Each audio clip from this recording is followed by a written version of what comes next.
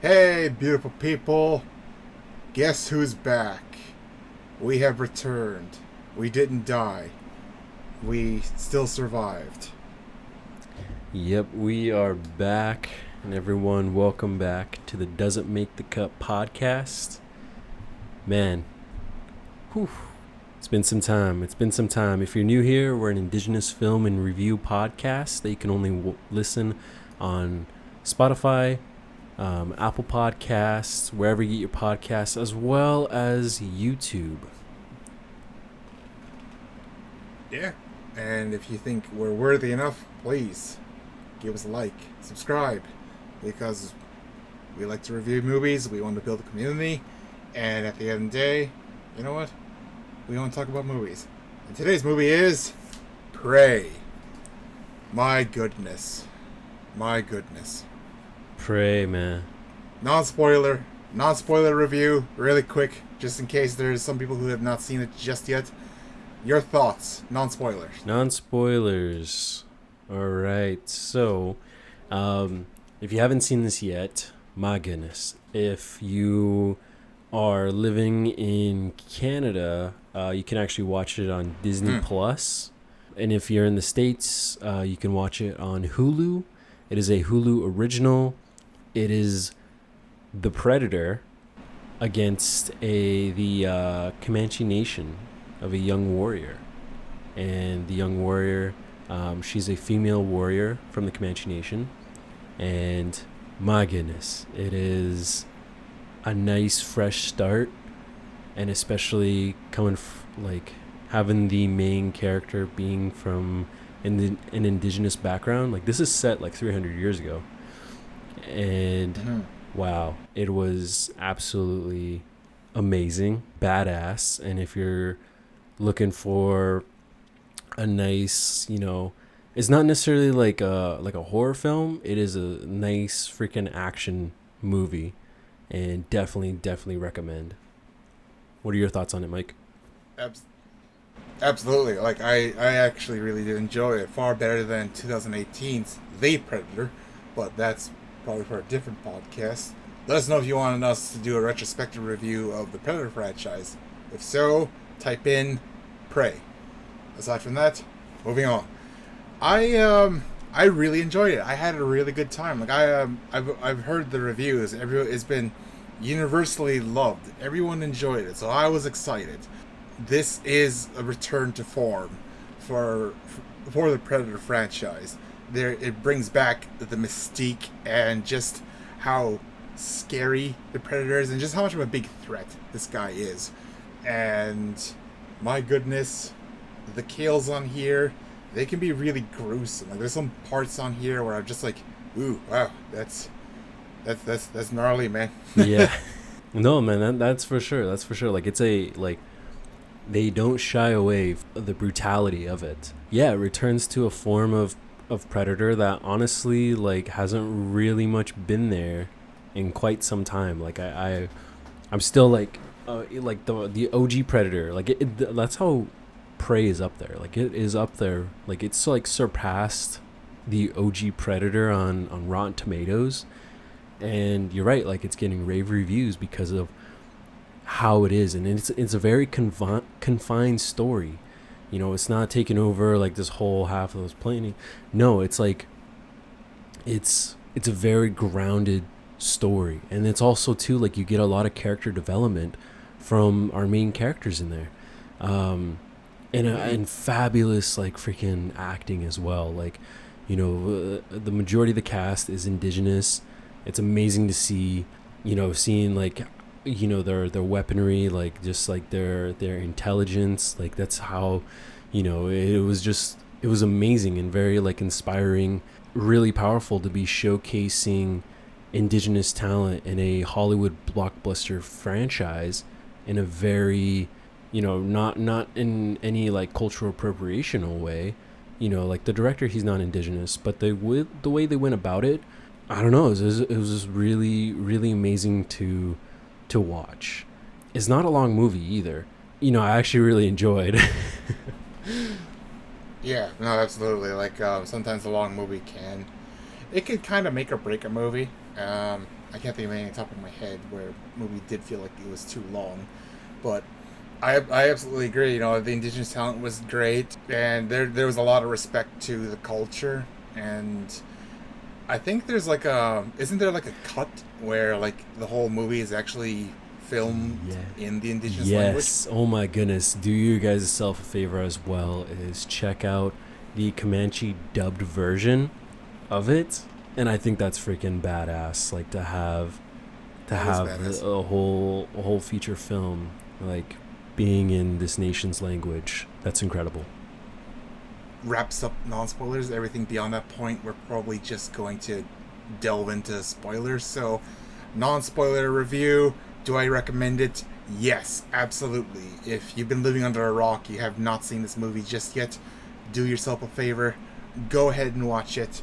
I highly recommend it. It truly is a very formidable sequel to the Predator franchise. And I would give it a rating. Does it make the cut? A very rare rating from me, as I have a very low tolerance for some media. Damn.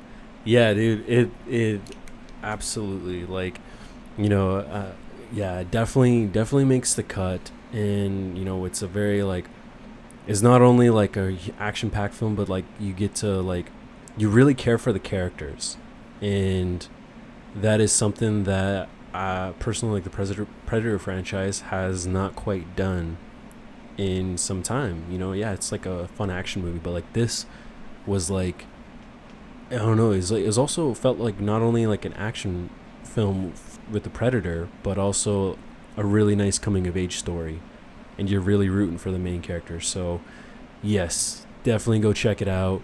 It's not in theaters, which is a shame, but you can definitely watch it on your streaming platform and just check out Prey.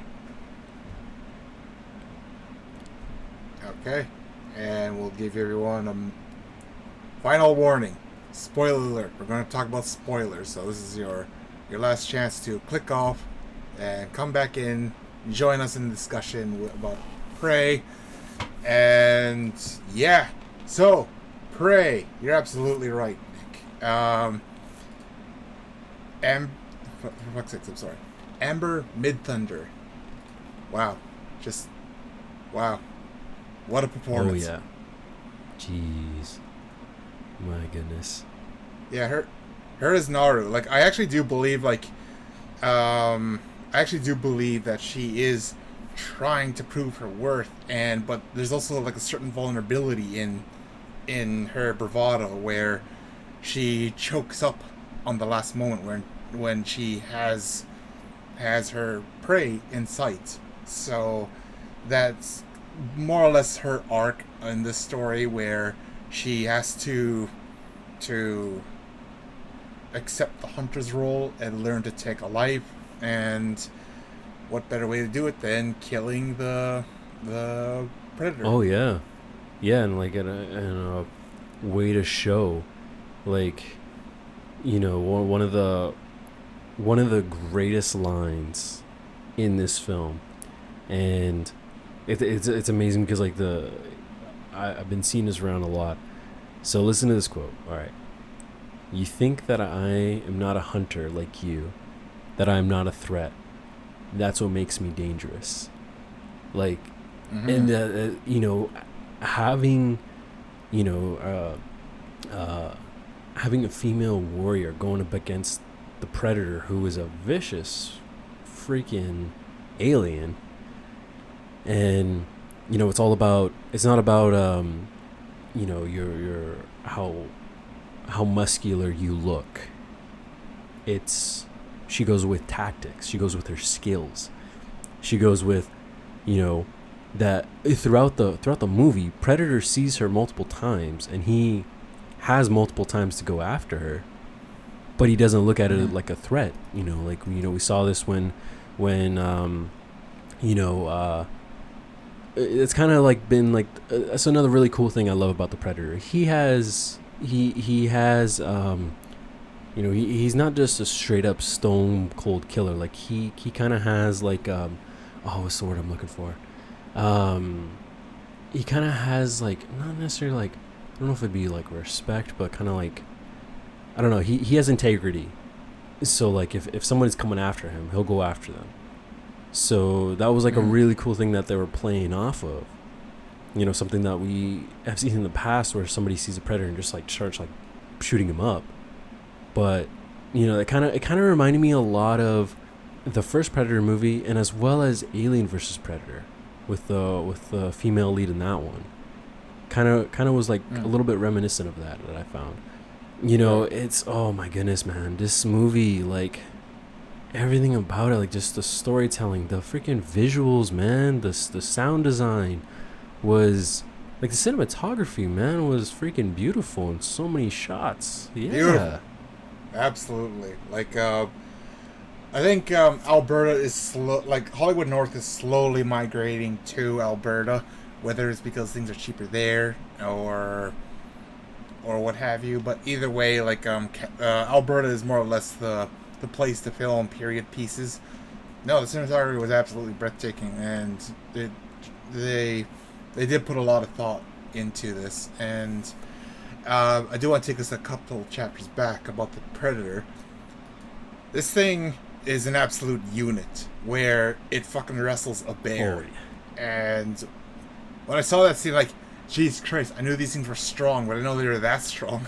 Dude, that was really cool, and it showed, like, I don't know, man, showing like the absolute, like, the strength of them. And you know, it was, man, like, damn, dude, I'm a huge fan of Predator. So when I saw this was gonna be becoming a thing, I got instantly excited, man, because like, what a nice twist on things. And I'm seeing that, you know, a lot of like, you know, a lot of posts and whatnot, that, you know, this was a nice like refresh of a take on this franchise. You know, you're talking about earlier about, you know, the Predators movie that came out in 2018. Like, this was like a neat, nice, like, revamped, and definitely a direction because of the way the character Predator, the way those creatures are. Yeah, no doubt. Like, you know, and especially having that you know, an Indigenous take behind it, where, I mean, there's multiple stories throughout many nations about, you know, the Star People, and, you know, hearing, you know, about these, like, you know, many creatures throughout oral history. So, like, no doubt, like, you know, it would be definitely, you know, fuck, man, even in reality, something like this really happened, you know. So that's the incredible part.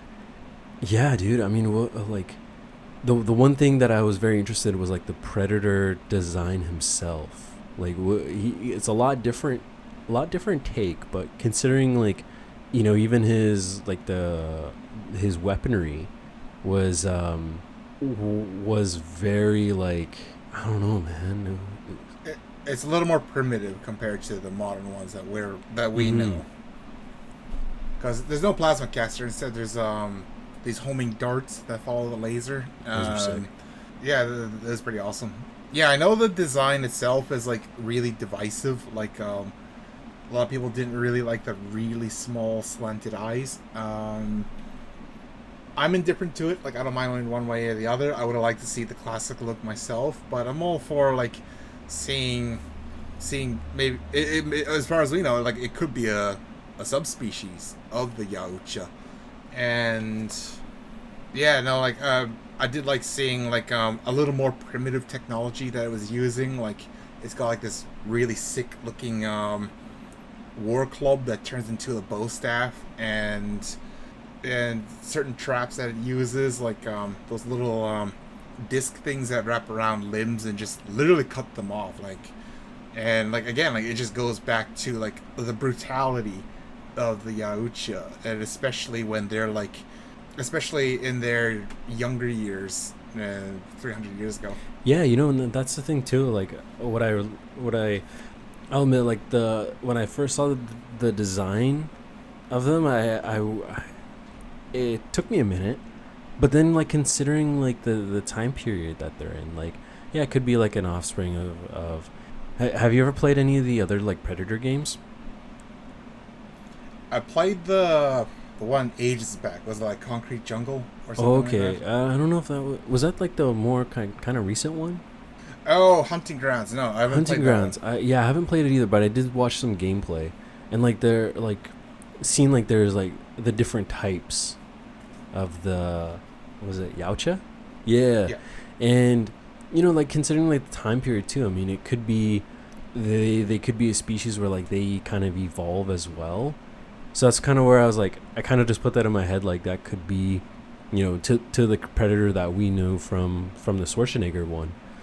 But damn dude, like the action sequences in here was amazing. Yeah, like the weaponry and like oh man, like people got messed up, and They did. that was like the I don't know. You go into like a predator movie like this, like you're gonna be bound to expect like some crazy shit's gonna go down, and it definitely did. But it was also like in a very like in a horrific way, like like man, it's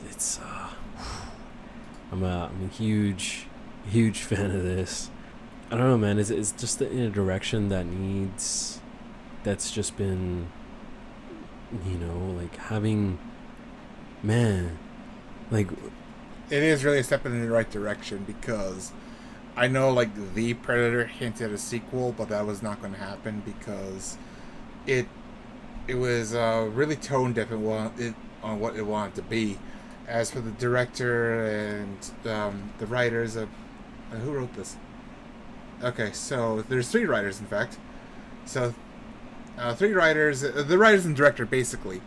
They knew you could tell that they were fans and that they did want to make like a proper sequel, and this is a right step in the direction. And not only that, exploring other cultures and showing a little more a younger sports hunter that is the Predator. yes, yeah, exactly. And like we got to see like them going up against like freaking snakes and wolves and a bear, to meet their demise to Naru was, man, like it just shows like having creating those skills. And yeah, it was awesome that you can just tell, that's the thing that you can tell with projects is you can really get a sense of the amount of effort that was put into the project, and through start to finish, man. Like I loved how the opening of it showed up in the sky, and then with the title coming up there, like that was such like oh man. And like just from like each of the beats, and what we were saying in our non-spoiler review was like it's not a long movie either, and which is nice because movies don't have to like that's something that's going on. I'm not wrong for like I love watching like a long movie, but sometimes they don't have to be 2 hours. And I felt like this is like an hour and 30, almost hour 40, and it didn't overstay its welcome, but it also just gave us enough to feel satisfied about.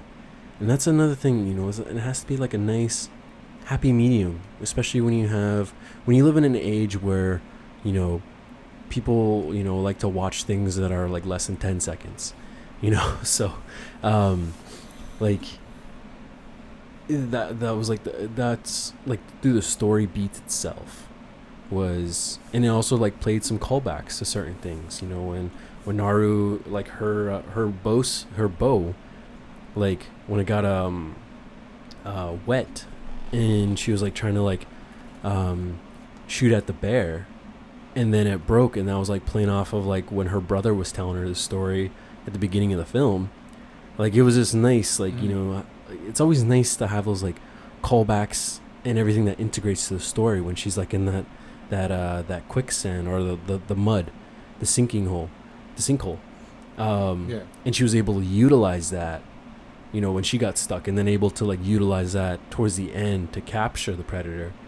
It was like it was nice because it just showed that everything that you're seeing, everything you're watching, it all has meaning. And that's the true, like, that's the amazing part. Like, when the more films and more like TV you watch, you know, when it's done right, that everything you're watching has a purpose. And certainly everything in this, like, it had its purpose. I do want to bounce off of what you're saying about Naru's strategic mind and her intellect. So I like how she was able to hide from the predator in this one, because they could have easily went the lazy route and just got Naru to like slather a bunch of mud on her, just like Dutch in the first Predator.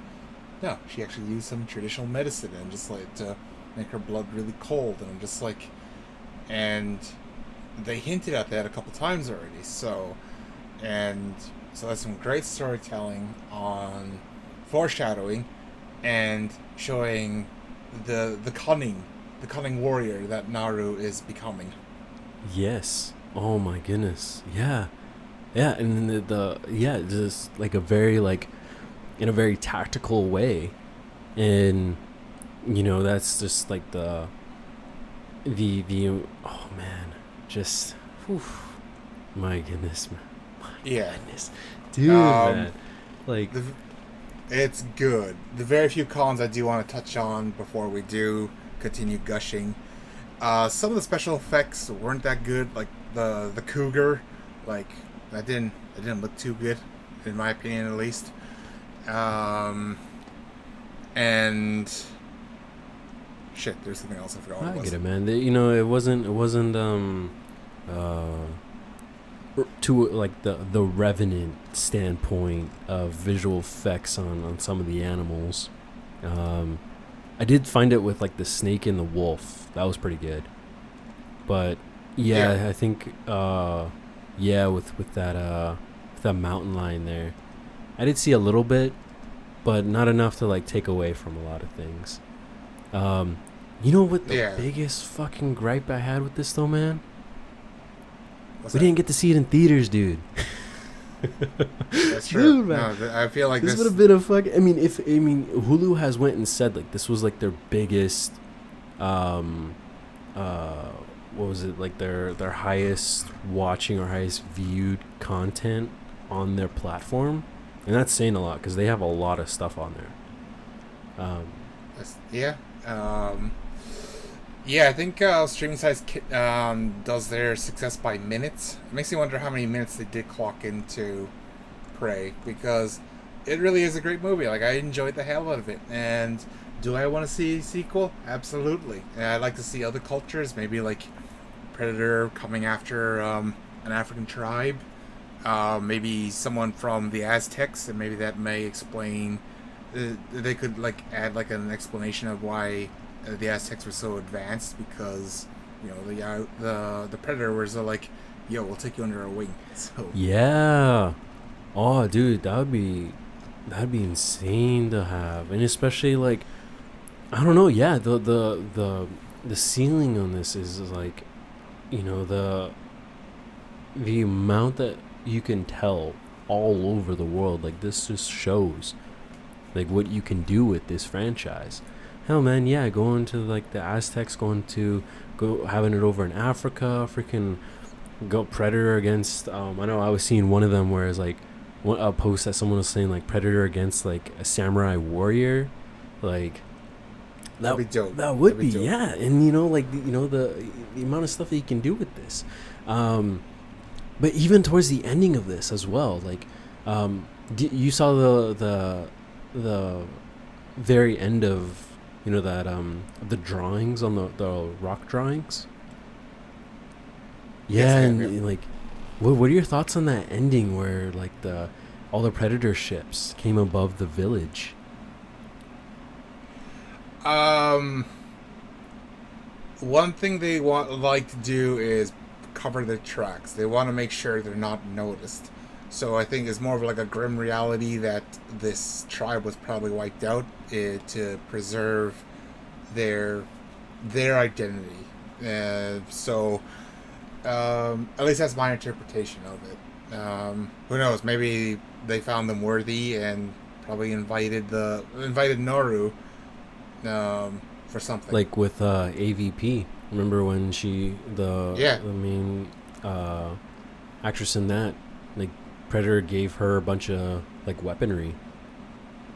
Yeah, Yeah. that Yeah. So that's what I loved about that, man. It was like it was up for your interpretation because it wasn't like people were saying like, oh, this was like, they just like wiped out the tribe or whatnot. But I don't know. That's a really amazing take too. That, like, because that's a really cool thing about Predators is that when they they are bound by yes, honor. exactly. That's the badass part, man. Is they're not just like straight up freaking, killers in a way. Like, they are, but to a degree. But yeah, they have a really big honor system. So it could be that, maybe they gave, Naru's village like, some things for them because we probably like sent off, one of their highest warriors or whatnot. But even like integrating language in there, man, like it was amazing. It was just amazing to watch and experience. I thought the dog was gonna be John Wicked so many times, man. I said that too. Like I kept thinking like, don't kill a dog, man. So like, but no, like it's funny. Like the dog got like the biggest plot armor of the show because like I'm pretty sure maybe the director doesn't like animal cruelty, well, at least animal cruelty on dogs, where like we're not gonna kill the dog. All right, that's off limits. I don't want to hear it. But it created like another element system to it when you see the like, like an animal like a dog, and you just get worried like, oh my god, are they gonna kill it off? Like it adds more dramatic effect to it. And yeah, what's amazing about that dog is that I saw it came from a shelter. Yeah, really? it was not film trained at all previous to this. Yeah, I saw some posts about like, the dog, was of course just doing dog things all over. But I thought that was awesome, like freaking, having that. And man, yeah, it was a really fun time to watch and really inspiring, especially, being, an Indigenous filmmaker and an actor and able to see like, a project like this being, in over in Hollywood in a positive depiction. Man, it was really empowering and it makes me really excited about, a lot more Indigenous stories being in a wide aspect. And this is the direction that we need. Man, we just got to get some more Indigenous directors up in that chair and, man, just create some just amazing freaking stories. Absolutely. And one last thing I do want to add before we wrap this up. Naru's brother, the actor's name Dakota Beavers. Great debut role for him. I can't see like a very bright future ahead of him because despite this being his second IMDb project, well, not IMDb project, second IMDb credit, I'd say he's pretty good. I want to see more of him. Yeah. Oh man, yeah, he was awesome. Like, yeah, and Amber Midthunder, like I'm already seeing some posts that people are wanting her as the next Wolverine. I think that'd be badass. Ooh, that'd be yeah, good. Like, man, yeah, it's really exciting and an amazing cast to have that. I mean, you have Michelle Thrush in there. I saw Stephanie Mathias was in there. Like, it's awesome, and I really, man, like it's amazing to have this project. And shout out to all the actors in there because you guys did freaking amazing. And absolutely. Yeah, this was Prey, man. It definitely makes the cut. It makes the cut. You heard it here, ladies and gentlemen. This is a badass movie. Go ahead and watch it. And yeah, like let Hulu know, let Disney know that we want to see more of this, and we would like to see either different time periods or different cultures involved, because you know what? I think Predator in the modern time had its place, and right now we should see Predator in the past dealing with more primitive timelines. Yeah. No, absolutely. Absolutely. Um, one thing I forgot to mention for us is we forgot to say our names. They're in the intro. Oh, yeah. So we're adding oh shit, what's that called? Parallelism. I think we're adding parallelism to us. So yeah, Mike talking here. Y'all, hey, how you doing? Glad you're here. You made it this far. I already like you. I love you. Hope you're doing okay. And so it is with that, everyone. Thank you for tuning in to Doesn't Make the Cut. We, after a short little time off, we're kicking it back. And what an amazing way to bring us back into doing this podcast. So again, thank you, everyone. My name is Nick D'Angeli, along with my amazing co-host, Mike. And thus, once again, I'm going to whore ourselves once more. Like, comment, subscribe, and we hope to catch you in the next one. Until then, I bid you toodles.